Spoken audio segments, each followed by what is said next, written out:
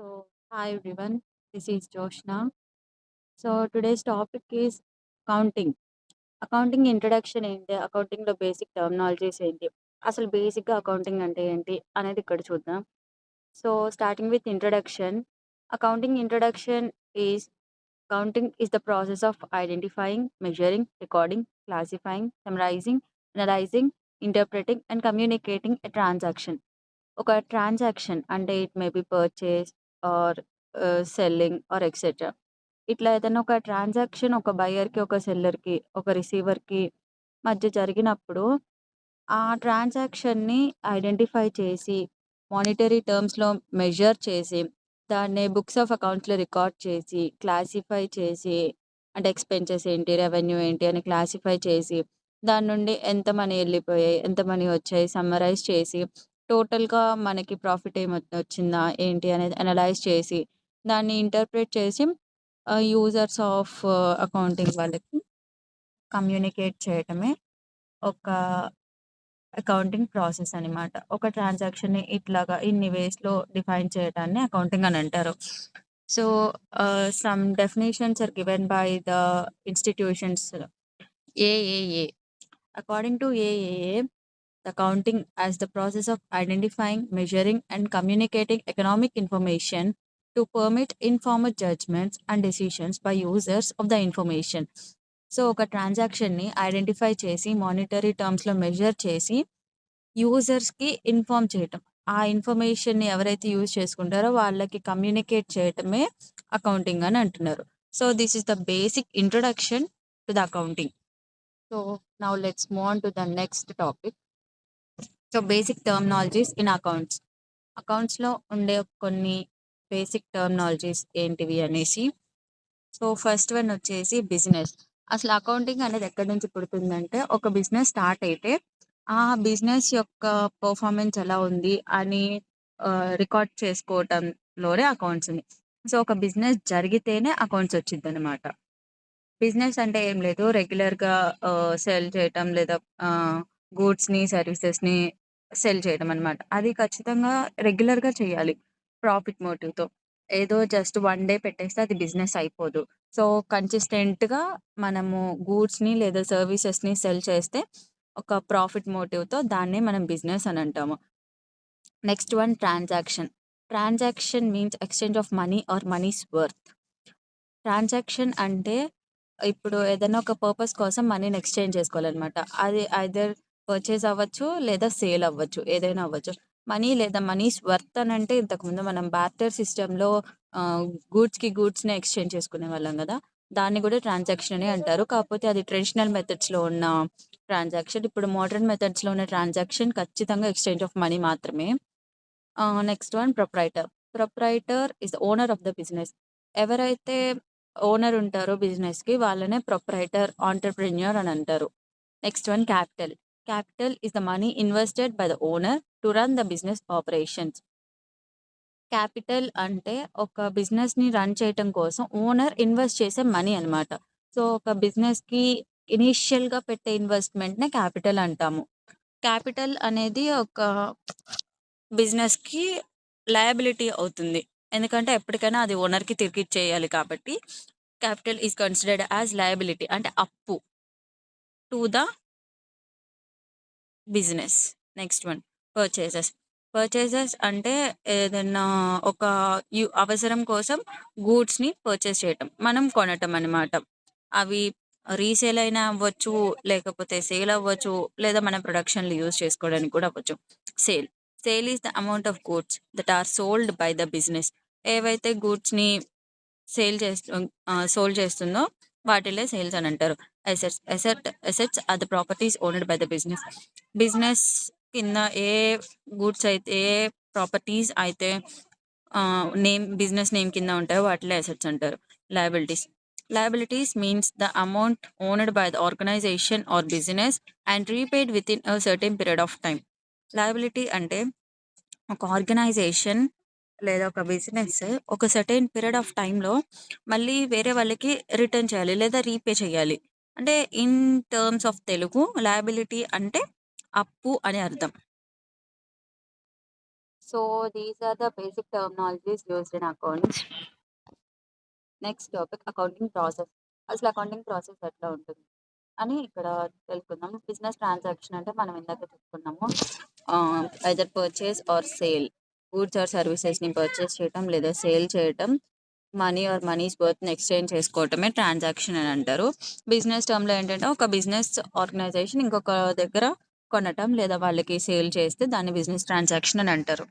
So ఎప్పుడైతే business transaction జరుగుతుందో దాని తర్వాత ఈ ప్రాసెస్ ఉంది కదా, identifying, measuring, recording, classifying, summarising, analysing. అంటే ఇప్పుడు ఒక ట్రాన్సాక్షన్ జరిగిన తర్వాత దాన్ని ఐడెంటిఫై చేయాలి. అంటే అది సేల్ ట్రాన్సాక్షనా, లేకపోతే పర్చేసెస్ ట్రాన్సాక్షనా, ఇన్కమా, ఎక్స్‌పెన్సా, లయబిలిటీయా, అసెట్టా ఏంటి అనేది మనం ఐడెంటిఫై చేసుకొని దాని తగ్గ అకౌంట్స్ ఉంటాయి కదా, వాటిల్లో మనము రాసుకోవాలి. సో నెక్స్ట్ మెజరింగ్ అంటే ఇందాక చెప్పాం కదా, ట్రాన్సాక్షన్ అంటే మనీస్ వర్త్ ఆర్ మనీ ఎక్స్చేంజ్ అవ్వాలి. సో ఇక్కడ ఖచ్చితంగా ఆ ట్రాన్సాక్షన్ అనేది మానిటరీ టర్మ్స్ అంటే మనీ పరంగానే ఎక్స్చేంజ్ జరగాలి. సో అట్లాగా మానిటరీ టర్మ్స్లో మెజర్ చేసుకొని దాన్ని రికార్డ్ చేసుకోవాలి బుక్స్ ఆఫ్ అకౌంట్స్లో. ఇన్కమ్ కింద వస్తుందా, ఎక్స్పెన్సెస్ కింద వస్తుందా, పర్చేస్ కింద వస్తుందా, సేల్ కింద వస్తుందా అనేది మనం రికార్డ్ చేసుకొని దాన్ని క్లాసిఫై చేసుకోవాలి అన్నిటిని. అంటే ఇప్పుడు ఇవన్నీ లయబిలిటీస్ కింద, ఇవన్నీ అసెట్స్ కింద అనే వాటిల్ని క్లాసిఫై చేసుకొని సమ్మరైజ్ చేసుకోవాలి. టోటల్‌గా ఎంత వరకు వచ్చాయి, ఎంత ఎంత ఎన్ని ట్రాన్సాక్షన్స్ జరిగాయి, ఎన్ని రికార్డ్ చేసుకున్నాము, సమ్మరైజ్ చేసుకొని అనలైజ్ చేసుకోవాలి. యాక్యురసీ అంతా కరెక్ట్‌గానే ఉందా లేదా అనేది మొత్తం చూసుకున్న తర్వాత ఆ అల్టిమేట్‌గా వచ్చే ఆ రిజల్ట్‌ని యూజర్స్ ఆఫ్ అకౌంట్స్‌కి కమ్యూనికేట్ చేయాలి. అంటే వాళ్ళు యూజర్స్ ఆఫ్ అకౌంట్స్ అంటే మేబీ స్టేక్ హోల్డర్స్, అంటే మనకి క్రెడిటార్స్ కానీ, లేకపోతే బోర్డ్ ఆఫ్ డైరెక్టర్స్ కానీ, సీఈఓస్ కానీ, ఆర్గనైజేషన్లో ఇన్వెస్ట్ చేసిన వాళ్ళు కానీ, వీళ్ళందరికీ మనము ఆ ఇన్ఫర్మేషన్ని పాస్ చేయాలన్నమాట. సో దాన్ని communication or communicating to the users అని అంటాము. So next topic objectives of accounting. అసలు అకౌంట్స్ని ఎందుకు మెయింటైన్ చేయాలి, దాని ఆబ్జెక్టివ్స్ ఏంటి, ఒకవేళ అకౌంట్స్ని మెయింటైన్ చేయాలి అంటే ఏం చేయాలి. ఫస్ట్ వన్ వచ్చేసి maintaining the financial records of an organization. Organization యొక్క ఫినాన్షియల్ రికార్డ్స్ అంటే ట్రాన్సాక్షన్స్ని ఇన్ టర్మ్స్ ఆఫ్ మానిటరీ ఇట్లాగా ఎలాగా మెయింటైన్ చేయాలి అనే దాన్ని మనం అకౌంట్స్ ద్వారా మాత్రమే మెయింటైన్ చేయగలుగుతాము. ఫినాన్షియల్ రికార్డ్స్ మెయింటైన్ చేయాలి ఎందుకంటే మనకి ప్రాఫిట్ వచ్చిందా, లాస్ వచ్చిందా, మన ఫినాన్షియల్ పొజిషన్ ఏంటి మార్కెట్లో అనేది తెలియాలంటే మనం ఫినాన్షియల్ రికార్డ్స్ని మెయింటైన్ చేయాలి. ఫినాన్షియల్ రికార్డ్స్ మెయింటైన్ చేయాలంటే మనం ఖచ్చితంగా అకౌంటింగ్ రూల్స్ అండ్ రెగ్యులేషన్స్ పాటించాలి. To calculate profit or loss of an organization. ఇందాక చెప్పినట్టుగానే మనకి ప్రాఫిట్ వచ్చిందా, లాస్ వచ్చిందా, మనం పెట్టిన పెట్టుబడి కంటే ఎక్కువ వస్తే ప్రాఫిట్, పెట్టిన పెట్టుబడి కంటే తక్కువ వస్తే అది లాస్ అవుతుంది. సో మనకి ప్రాఫిట్ వచ్చిందా, లాస్ వచ్చిందా అని చెప్పడానికి కూడా మనం అకౌంట్స్ని ఖచ్చితంగా మెయింటైన్ చేయాలి. To ascertain financial position. ఇప్పుడు మన కాంపిటీటర్స్తో పోల్చుకున్నప్పుడు, కంపేర్ చేసుకున్నప్పుడు మన పొజిషన్ ఎట్లా ఉంది, మనం ఫినాన్షియల్గా ఏ పొజిషన్లో ఉన్నాం అని తెలుసుకోవడానికి కూడా అకౌంట్స్ అనేది యూజ్ అవుతుంది.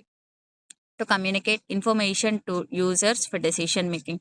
ఇందాక చెప్పాను కదా, యూజర్స్ ఆఫ్ అకౌంట్స్ అంటే ఎవరు వస్తారు, క్రెడిటర్స్ వస్తారు, ఇన్వెస్టర్స్ వస్తారు, మనకి board of directors, CEOs, top level management వీళ్ళందరూ వస్తారు. సో వాళ్ళందరికీ ఇన్ఫర్మేషన్ పాస్ చేయాలన్నా, వాళ్ళు కరెక్ట్ డెసిషన్స్ తీసుకోవాలి అన్న అకౌంట్స్ అనేది చాలా ఇంపార్టెంట్ అనమాట.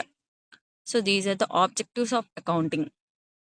So next topic advantages of accounting. అకౌంట్స్ని మెయింటైన్ చేయడం వల్ల మనకేం అడ్వాంటేజెస్ ఉన్నాయి, మనకేం బెనిఫిట్స్ ఉన్నాయి అనేది ఇది.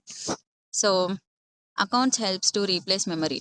ఇప్పుడు మనము ఒక ట్రాన్సాక్షన్ని బుక్లో రాసుకున్నప్పుడు దాన్ని మనం మళ్ళీ గుర్తుపెట్టుకోవాల్సిన అవసరం లేదు. అది బుక్లో ఆల్రెడీ రికార్డ్ అవుతుంది కాబట్టి మనము ఎన్ని ఇయర్స్ తర్వాత ఓపెన్ చేసినా ఆ ట్రాన్సాక్షన్ అక్కడే ఉంటుంది. సో మనం మన మైండ్లో మెమరీలో ఉంచుకోవాల్సిన పని లేదు కాబట్టి ఇది ఒక అడ్వాంటేజ్ అనమాట. Accounting records serves as an evidence for business transaction. రేపు ఏదన్నా లిటిగేషన్ అయ్యి ఉన్నప్పుడు అకౌంట్స్లో ఉన్న ఇన్ఫర్మేషన్ అనేది మనకి ఒక ఎవిడెన్స్గా ఉంటుంది. ఎందుకంటే మనం రికార్డ్ చేసుకొని ఉంటాం కాబట్టి అది ఒక ఎవిడెన్స్గా ఉంటుందన్నమాట. Next accounting helps to determine profit or loss of an organisation.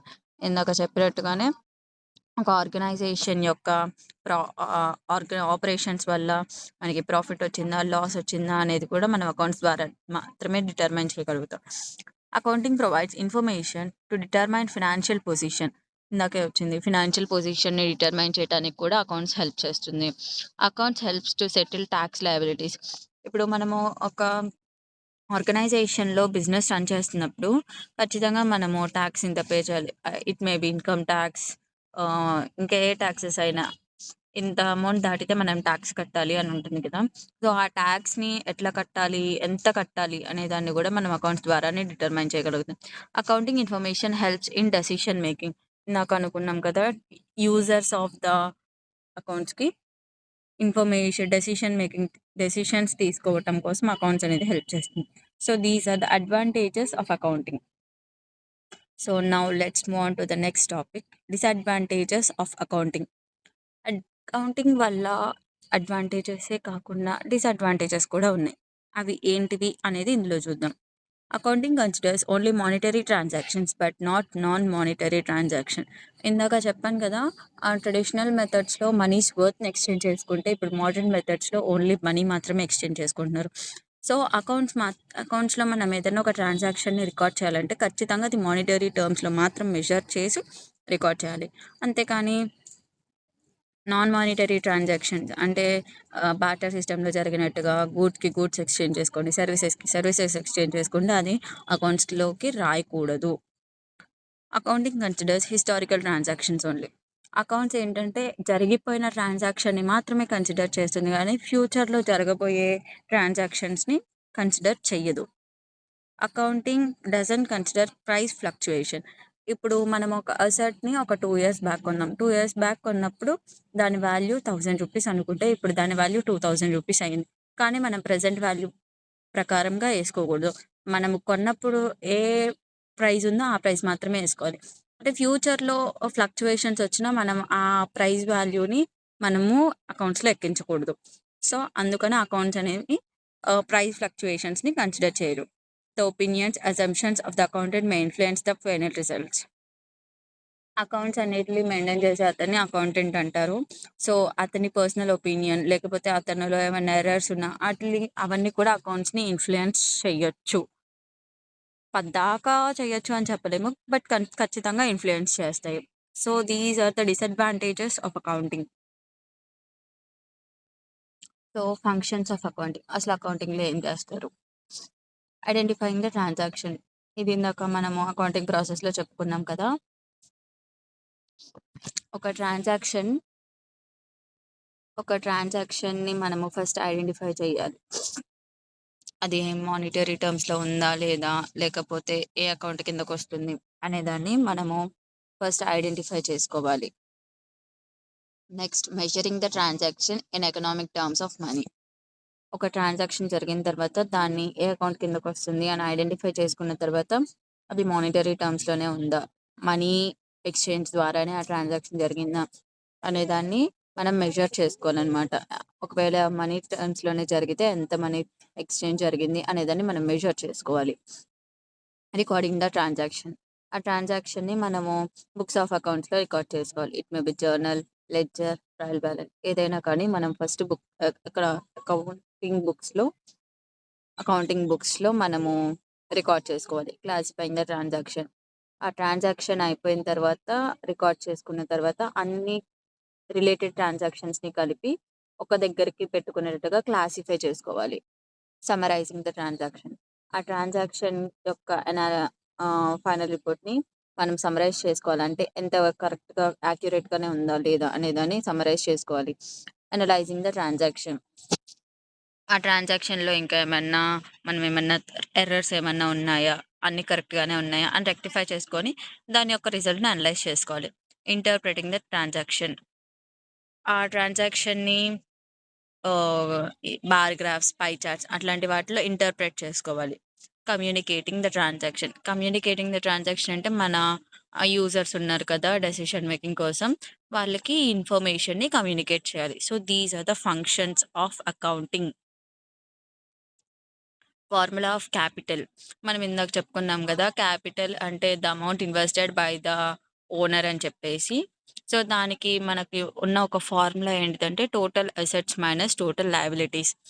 మనకి మనకి అంటే ఒక ఆర్గనైజేషన్‌కి ఎన్ని అసెట్స్ ఉన్నాయో ఆ అసెట్స్‌లో నుంచి టోటల్ లయబిలిటీస్‌ని మైనస్ చేస్తే వచ్చేదే మనకి capital.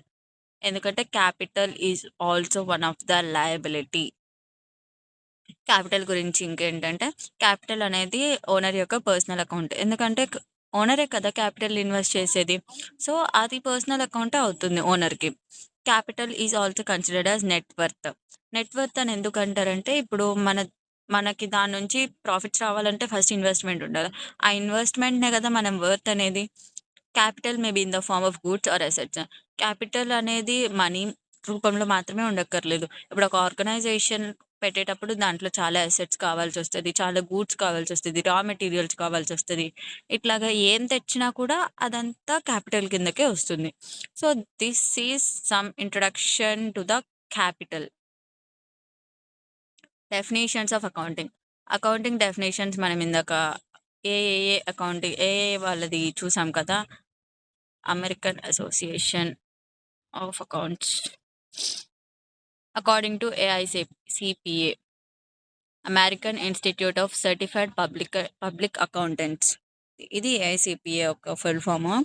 The accounting as the art of recording, classifying and summarizing in a significant manner in terms of money transaction and event which in part at least of financial character and interpreting the results thereof. AICPA వాళ్ళు ఏమంటున్నారంటే accounting అనేది ఒక art. ఏం art అంటే the transaction record చేసి, classify చేసి, summarise చేయాలి. In terms of money అంటే మానిటరీ ట్రాన్సాక్షన్ మాత్రమే చేయాలి. మానిటరీ ట్రాన్సాక్షన్ మాత్రమే చెయ్యాలి. ఆ ఫినాన్షియల్ క్యారెక్టర్స్ అన్నిటిని కూడా మనం ఇంటర్ప్రెట్ చేయాలన్నమాట ఆ రిజల్ట్స్‌ని. సో, ఇది ఏఐసీపీఏ వాళ్ళు ఇచ్చిన డెఫినిషన్. మనం ఇందాక ట్రిపుల్ ఏ వాళ్ళు ఇచ్చిన డెఫినిషన్‌ని చూసాము. So, next role of an accountant. Accountant అంటే ఎవరో చెప్పాను. Who maintains the accounts. Accountant maintains a systematic record of financial transaction. Systematic మేనర్‌లో ఫినాన్షియల్ రికార్డ్స్‌ని మెయింటైన్ చేస్తాడు. The records maintained by the accounting helps to find the profit or loss of a business. Maintain చేసిన records ద్వారానే మనం profit వచ్చిందా? Loss వచ్చిందా? మన financial position ఏంటి? అనే వాటిల్ని ఆహ్, మెయింటైన్ చేయగలుగుతాం లేదా తెలుసుకోగలుగుతాం. Accountant assists management in planning, decision making and controlling functions. Decision మేకింగ్‌ని, కంట్రోలింగ్ ఫంక్షన్స్‌ని మేనేజ్ చేయటానికి, ప్లాన్ చేయటానికి అకౌంటెంట్ అనేవాడు హెల్ప్ చేస్తాడు. So, this is the role of an accountant in the accounting. So, this is a brief introduction to the account and the basic introduction to the accounts. Thank you.